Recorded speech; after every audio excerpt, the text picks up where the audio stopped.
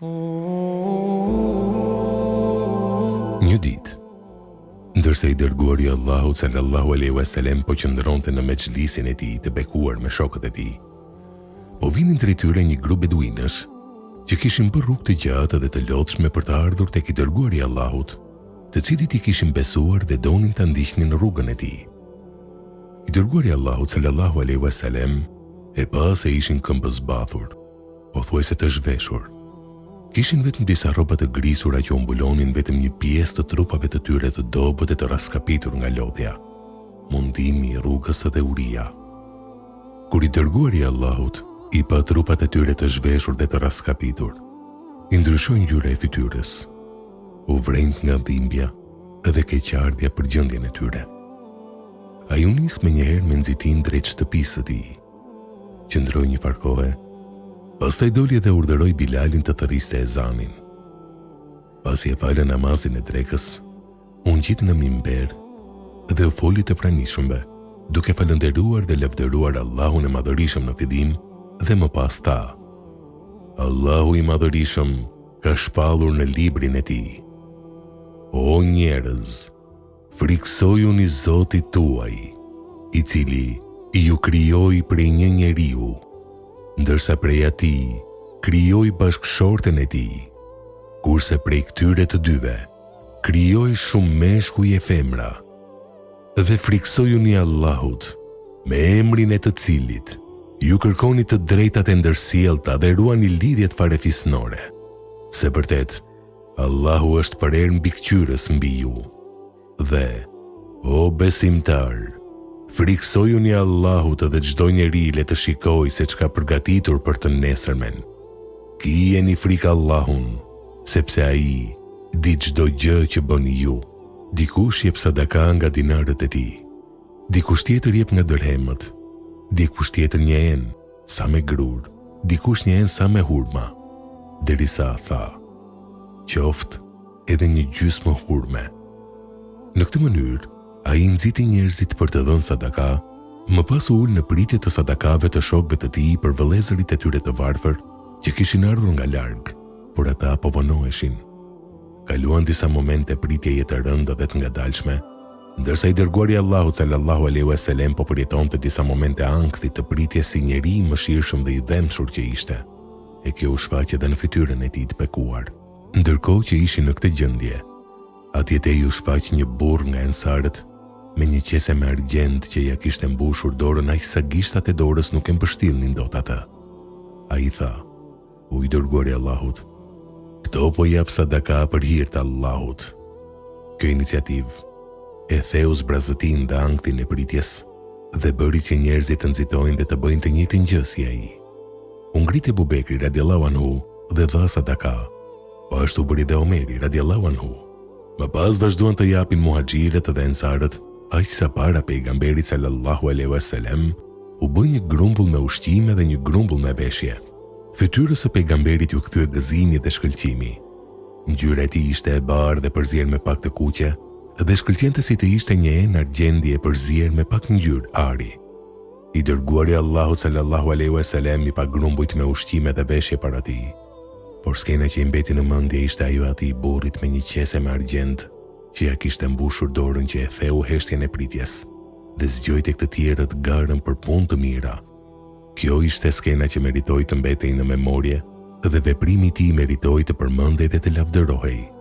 I dërguari i Allahut u kthye nga shokët e tij, duke e vlerësuar personin dhe iniciativën e tij me fjalët: Kush vepron në Islam një veprim që shërben si shembull i mirë, ai ka për ta marrë shpërblimin e saj dhe shpërblimin e të gjithë atyre që e veprojnë atë pas tij, pa e paksuar as pak shpërblimet e tyre. E kush vepron në Islam një veprim që shërben si shembull i keq, ai ka për ta marrë gjunahun e saj dhe gjunahun e të gjithë atyre që e veprojnë atë pas tij, pa e paksuar as pak gjunahun e tyre. Le të ndalemi pak te kjo skenë, ku kemi disa mësime të rëndësishme që na bëjnë të ndalojmë. 1. Në të rreq vëmendjen skena e reagimit emocional të pejgamberit sallallahu alaihi wasallam ndaj nevojave të njerëzve dhe ndikimin e thellë shpirtëror që u shfaq edhe në fytyrën e tij fisnike, kur pa varfërinë dhe vuajtjet e personave që erdhën tek ai. gjë që e bërejtën edhe shokët e tij. Mërzitja u shfaq përsëri në fytyrën e pejgamberit, kur sahabët u vonuan në dhënien e sadakas. Por më pas gëzimi mbuloi fytyrën e tij të bekuar që filloi të shkëlqente kur pa se nevojat e tyre po plotësoheshin. Ndryshimi i ndjenjave në fytyrën e pejgamberit sallallahu alaihi wasallam duke treguar mërzinë ose gëzimin, tregon ndjeshmërinë e tij të lartë ndaj vuajtjeve dhe gëzimeve të njerëzve, dhe sa ato kishin një vend të rëndësishëm në zemrën e tij. Profeti ynë u ndikua kaq shumë nga gjendja e disa njerëzve të sapo ardhur, të cilët po i njihte dhe po i takonte për herë të parë. Kjo është mëshira e vërtet që e kishte mbushur qenien e tij. Ai sa vetë Allahu i Madhërisëm e ka cilësuar si të mëshirshëm dhe të dashur ndaj besimtarve, dhe si mëshirë e dhuruar për të gjithë botën. Ky është një sihariqe edhe për të gjithë ata besimtarë që kanë zemër të ndjeshme dhe janë të mëshirshëm, sepse në këtë mënyrë ata ndjekin gjurmët dhe shembullin e të dërguarit Allahut sallallahu alaihi wasallam. 2. I dërguari i Allahut, pasi u prek nga gjendja e tyre, menjëherë kaloi në veprime praktike, duke reaguar ndaj ndjenjave të tij. Gjëja e parë që bëri ishte të fillonte nga vetja. Ai nxitoi të shkonte në shtëpinë e tij me shpresë se do të gjente ndonjë gjë për t'i ndihmuar. Por çfarë mund gjente profeti sallallahu alaihi wasallam në shtëpinë e tij, kur në të nuk ndisej zjarr për gatim, 1 ose 2 muaj rresht?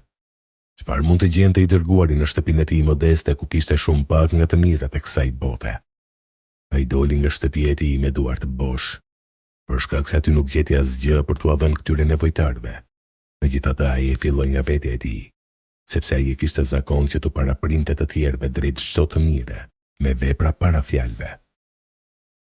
I dërguari i Allahut mbajti një hutbë ku i nxiti njerëzit të japin sadaka, sepse ai vetë shpërndante pasurinë duke i mbushur duart dhe xhepat e njerëzve.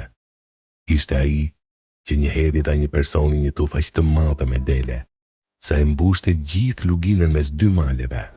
Ai jepte sadaka si dikush që nuk ka frikë nga varfëria. Ai ka thënë: nëse do të kisha flori sa mali i Uhudit, do të më gëzonte që të mos kalonin 3 net pa e shpërndar të gjithën, përveç një pjesë që ta lë për të shlyer ndonjë borxh. I dërguari i Allahut u largua nga kjo botë duke thënë: ne profetët nuk lëm trashëgimi. Ajo që lëm pas ngelet sadaka.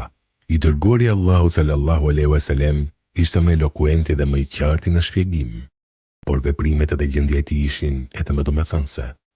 3. Nga veprimi i Ansariut që nxitoi të sillte qesen me monedha argjendi për t'i lënë para të dërguarit të Allahut, del në parë rëndësia dhe ndikimi që ka iniciativa pozitive. Pas këtij veprimi nxituan të japin edhe të tjerët, ndoshta edhe më shumë se ai. Por ai pati meritën e dhënies së shembullit i pari, duke hapur rrugën për të tjerët. Prandaj Muhamedi sallallahu alaihi wasallam, pasi pa grumbujt e rrobave dhe ushqimeve para tij, e përgëzoi dhe e bekoi iniciativën e tij. 4. Megjithë transmetimet e shumta të hadithit, në asnjërin prej tyre nuk është përmendur emri i këtij personi, por thuhet vetëm fakti se ai ishte nga ensarët. Kjo tregon se ai nuk ishte person shumë i njohur dhe as i famshëm në mesin e tyre. Në mesin e tyre që ishin të pranishëm ishte Ebu Bekri radiallahu anhu, Omeri radiallahu anhu, muhaxhirët e hapave të para e të tjerë.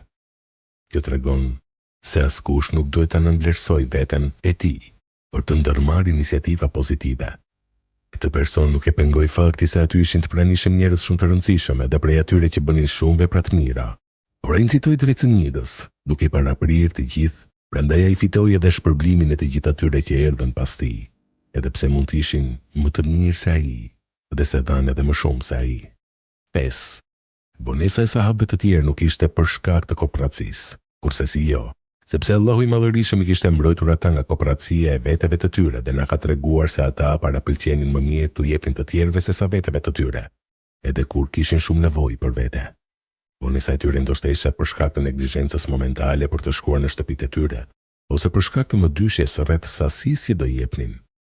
Kur e pan personin që mori iniciativën i parë dhe solli një qese me argjend, kjo i nxiti ata të nxitonin dhe të arrisnin sasinë e asaj që do t'i jepnin. Për këtë shkak, edhe modeli i mirë i takon atij të parit, që i nxiti edhe të tjerët, madje edhe të shtonin sadakan që do t'i jepnin. 6. Kush vepron në Islam një veprim që shërben si shembull i mirë, ai ka për ta marrë shpërblimin e saj dhe shpërblimin e të gjithë atyre që e veprojnë atë pas tij, pa e paksuar as pak shpërblimin e tyre. Kjo shprehje profetike e thënë në këtë kontekst tregon ndikimin e madh dhe frytet e bekuara që kanë iniciativat për punë të mira. Cili do që mediton në jetën e njerëzve madhështor, me ndikim dhe të reformatorëve, do të gjejë atë të mbushur me një zinxhir iniciativash pozitive, të cilët janë bërë shkak që ata të kenë pasur atë ndikim të madh. Po të shohim në jetën e imamit Abdul Aziz bin Baz, Allahu e mëshiroft, do të shohim se ai ishte modeli i shpirtit iniciativës. Sa herë që shikonte ndonjë mundësi për të bërë mirë, ai nxitonte drejt saj. Dituria e thelluar nuk ishte cilësia kryesore e tij, por ajo ishte njëra nga cilësitë e tij të shumta. Megjithatë, cilësia e tij më dalluese ishte ajo iniciativave pozitive, dhe kjo bëri që ai të lërë pas vetes shumë projekte funksionale dhe shumë rrugë të hapura drejt së mirës për të ndjekur nga ata që e duan të mirën. Stephen Covey thot për zakonet e suksesit: 7 zakonet për njerëzit me ndikim të lartë. Iniciativa është nëna e të gjitha zakoneve. Unë them se mund të kishte thënë se ajo është nëna dhe babai i tyre.